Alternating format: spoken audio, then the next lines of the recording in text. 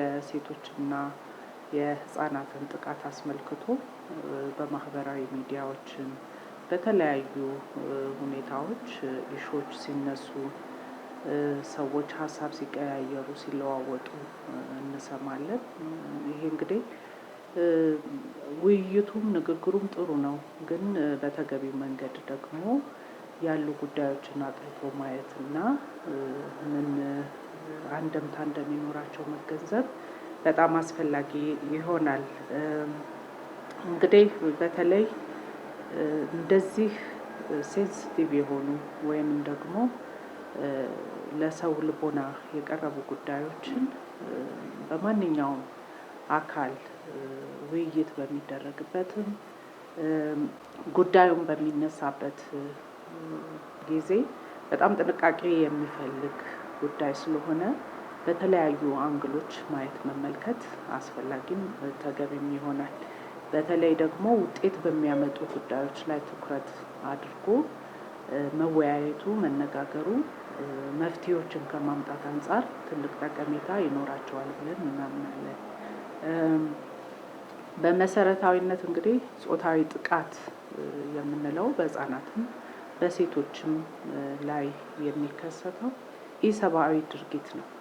የዓለም አቀፍ የሰብአዊ መብት ድንጋጌዎችን የሚጻረር እንደዚሁም ደግሞ የሀገራችንንም ህገ መንግስትንም መሰረት ያላደረገ ድርጊት ስለሆነ ሊወገዝ የሚገባው ሁላችንም ልንከላከል ሰዋዊ ፍጥረትም እንደመሆናችን ደግሞ ለሴቶችም ለህፃናትም ጥንቃቄ እንድናደርግ ይገባል።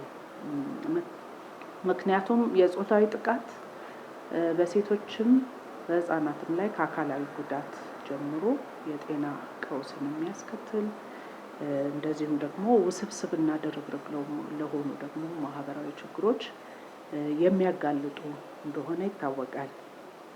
ስለዚህ ይህን ድርጊት ማውገዝ መቃወም እንዳይከሰቱም ደግሞ የዜግነት ኃላፊነትን መወጣት ከሁላችንም የሚጠበቅ ጉዳይ እንደሆነ እናውቃለን። ድርጊቱንም ደግሞ አጥብቀን ማውገዝ ይገባናል። እንግዲህ ሰሞንኛ የተነሱ ጉዳዮችን የምናውቃቸው ናቸው። በማህበራዊ ሚዲያ ጥቃት የደረሱባቸውን አካላት ፎቶቸውንም ጭምር በማውጣት የተለያዩ ጉዳዮችን ኢንተርቴን የሚደረግበትን መንገድ እኛም ተመልክተናል። እንደ ሴቶችና ማህበራዊ ጉዳይ ሚኒስቴር በዋነኛነትም የሚመለከተን ከተሰጡን ተግባር ኃላፊነቶች ውስጥ የሴቶችን መብት ደህንነት፣ የህፃናትን መብት ደህንነት ማስጠበቅ ነው። ከዚህ አንጻር በጣም ሰፊ ስራዎችን እንሰራለን። በተለይ ጥቃት የደረሰባቸውን ሴቶችና ህፃናት ከመከላከል ጥቃቱም ተፈጽሞ ሲገኝ ደግሞ የተለያዩ እርምጃዎችን በመውሰድ የራሱን ያላሰለሰ ጥረት እያደረገ ይገኛል። በሰሞኑ በሶሻል ሚዲያ በሰፊው ሲዘዋወር እንዳየነው ብርቱካን የምትባል ግለሰብ የጾታዊ ጥቃት እንደደረሰባት ተደርጎ እንግዲህ ብዙ ጊዜ ለልቦና የቀረበ ስሜት ቀስቃሽ ኮርኳሪ የሆኑ ጉዳዮች ተለይቶ በመውጣት በማህበራዊ ሚዲያ ላይ የሚደረጉ ጉዳዮች ምን ያህል ያልተገባ መረጃን ለማህበረሰቡ በማቀበል አላስፈላጊ የሆኑ ማህበራዊ ችግሮች እንዲፈጠሩ ያደረገበት ሁኔታ እንዳለ መመልከት ችለናል። በቅርቡ በኢቢኤስ በቀረበው ታሪኩን ሁላችሁም ሰምታችሁታል። እንግዲህ ልብ በሚነካ መንገድ ድርሰት በደንብ ተደርጎ ተሰርቶ ላልተገባ የፖለቲካ ትርፍ ለማግኘት ጥቅም ለማግኘት ተደርጎ የቀረበበት ሁኔታ በእጅጉ የምናወግዘው መሆንም የማይገባው ኢሰብአዊ የሆነም ድርጊት ነው ብለን ነው የምናምነው። ምክንያቱም የሴቶችና ህፃናትን ጥቃት መከላከል የምንችለው በእንደዚህ አይነት መንገድ አይደለም።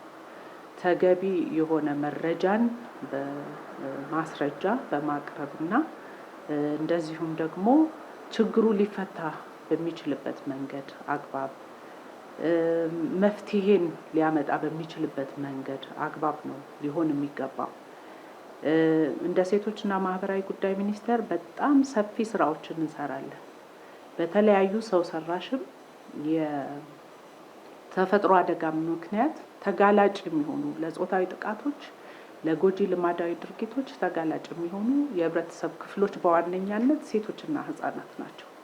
ከዚህ አንጻር ጥቃት የደረሰባቸው በጣም ሰፊ ቁጥር ያላቸው ሴቶች፣ ህጻናት አሉ። በተለይ አሁን ግጭት ባሉባቸው አካባቢዎች ይሄንን እንግዲህ የሴቶችንም የህጻናትንም ጾታዊ ጥቃት የፖለቲካ አጀንዳ አድርጎ መጠቀም ከሰዋዊ ስብዕና ውጪ መሆን ነው ብለን እናምናለን። ይሄ አይደለም ችግሩን ሊፈታ የሚችለው። ተገቢ መረጃ ከሆነ መረጃውን በትክክለኛው መንገድ ሊሰጥ የሚገባቸው የተዘረጉ ሲስተሞች አሉ። እነዛን ተጠቅሞ ማድረስ ይቻላል።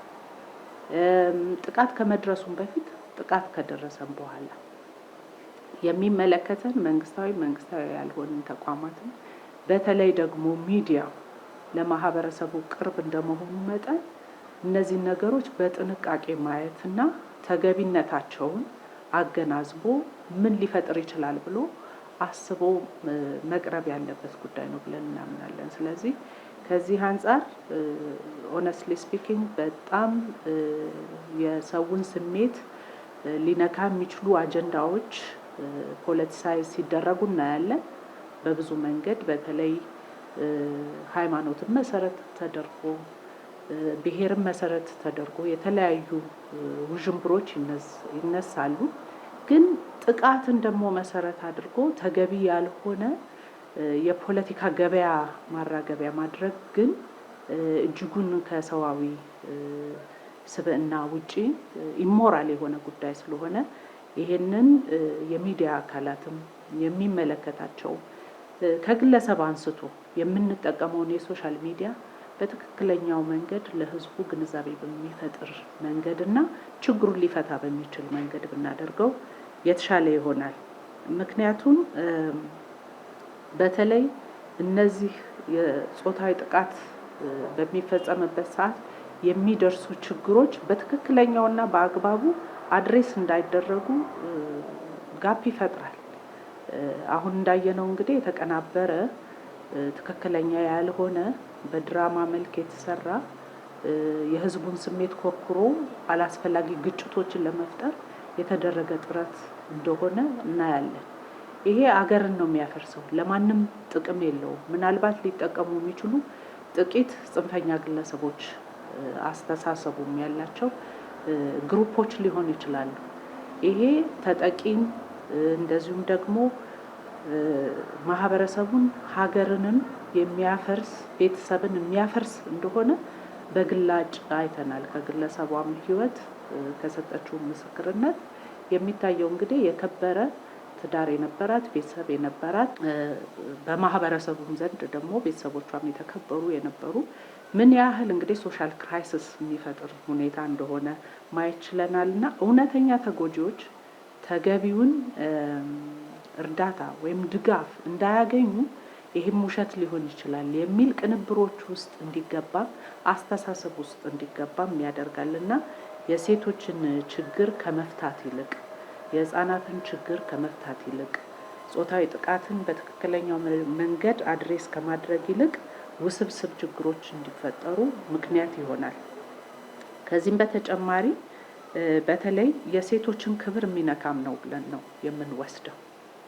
ይሄ ሴቶች ጥቃት እንኳን ደርሶባቸው ሊናገሩ ቢፈልጉ አይ ትክክል አይደለም፣ የተቀናበረ ሁኔታ ነው የቀረበው፣ ስለዚህ አንቀበልም የሚል አስተሳሰብ ሬዚስተንስ እንዲፈጠር የሚያደርግና የሴቶችን ስብዕናም በማህበረሰቡ ዘንድ ዝቅ የሚያደርግ ተግባር ስለሆነ ይሄ በጣም አደገኛ ትወና ትልቅም ወንጀል ነው ብለን ነው የምንወስደው።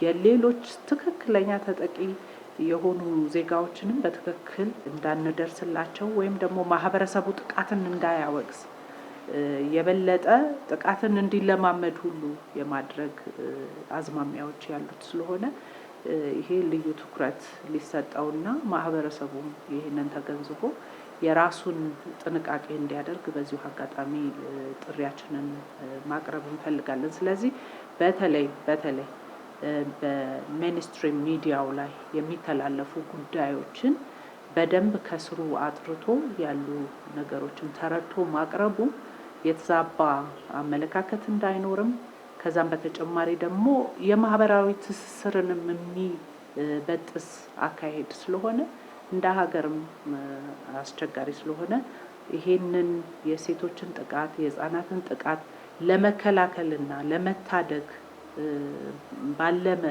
መንገድ እንጂ ችግሩን ፖለቲሳይዝ ማድረግ ተገቢ አይደለም እንላለን።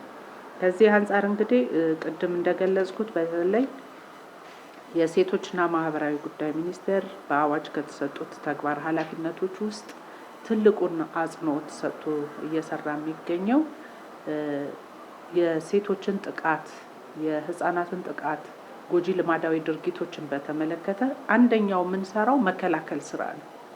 በመጀመሪያ ድርጊቱ መፈጸም የለበትም ኢሰብአዊ ድርጊት ነው ብሎ ማውገዝ ብቻ ሳይሆን በማህበረሰቡ ዘንድም ሰፊ ግንዛቤ እንዲኖር ከማድረግ አኳያ ትልቅ ስራዎችን እየሰራን እንገኛለን። ለዚህም እንደ ሀገር የተለያዩ ባለድርሻ አካላት የሚመለከታቸው የሚገኙበት ትልቅ ጥምረት ወይም ግብረ ኃይል ተቋቁሞ እየሰራ ይገኛል።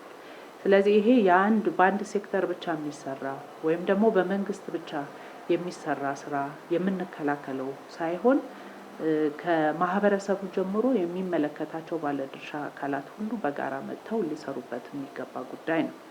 ሌላው እንግዲህ ጥቃት ከመድረሱም በፊት ጥቃት ከደረሰም በኋላ ጥቆማ የሚደረግበት የሆትላይን ሰርቪስ አገልግሎት አለን ወይም ደግሞ የባለ 4 ዲጂት ነፃ የጥሪ አገልግሎት።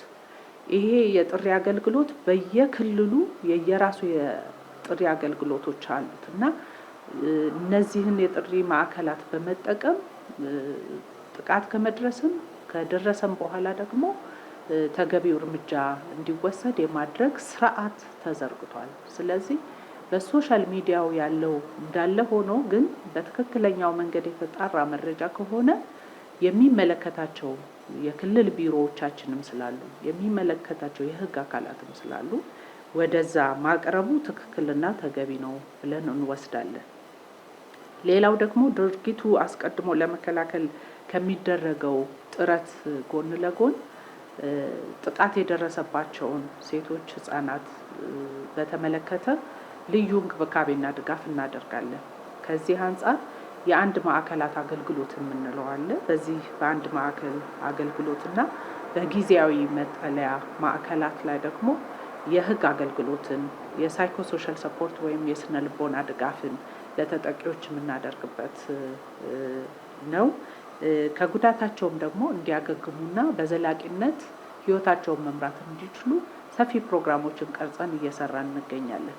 ስለዚህ እዚህ በዋነኛነት እኔ አጽንኦት መስጠት የምፈልገው የተዘረጉ ስርዓቶች አሉ። እነዛን ስርዓቶች ተጠቅሞ ምላሽ መስጠትና ተጎጂነትን መቀነስ ወይም ደግሞ ጥቃቶች እንዲቀንሱ የራሳችንን የበኩላችንን አስተዋጽኦ ማድረግ ተገቢ ነው።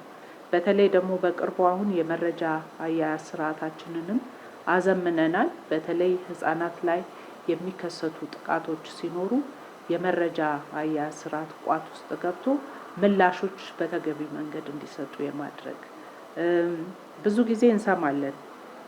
ጥቃቶች ሲደርሱ ለእያንዳንዱ ጥቃት ወጥተን ኮሚኒኬት እንድናደርግ ይሄ በጣም ሰፊ ስለሆነ ስራው እያንዳንዱን ኬዝ አንስቶ መናገር አይቻልም። በተለይ ደግሞ በህግ አግባብ የተያዙ ጉዳዮች ላይ ጥንቃቄዎች ስለሚያስፈልጋቸው የመጨረሻው ፍትህ የሚገኝበት መስመር እንዲያዝ የማድረግ ስርዓቱ ላይ ትኩረት አድርገን እየሰራ መሆኑን መላው ማህበረሰባችን እንዲገነዘብ እንፈልጋለን።